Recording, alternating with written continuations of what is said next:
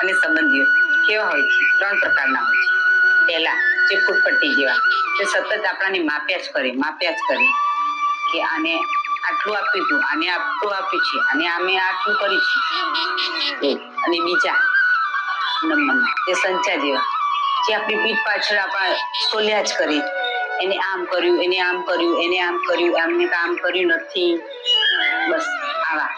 અને ત્રીજા most important જે રબર જેવા, જે આપણા ખાસ મિત્રો હોય છે, જે આપણી ભૂલોને ઓળખી અને સુધારવાની મદદ કરે છે આપણને, કે આ કર, આ નથી સારું, આ સારું છે.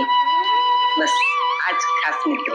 અને આવા મિત્રો જો તમારા જીવનમાં હોય, આવા સંબંધી જો તમારા જીવનમાં હોય, તો બસ એમને ના જવા દેતા.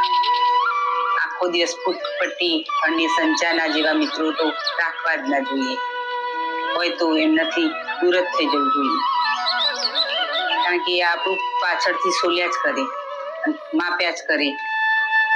એવા મિત્રોને બરોબર છે. આ મિત્રો જોઈએ સતત આપણી ભૂલોને સંભાળી, ભૂલોને સાચવે અને સુધારવાનો પ્રયત્ન કરે.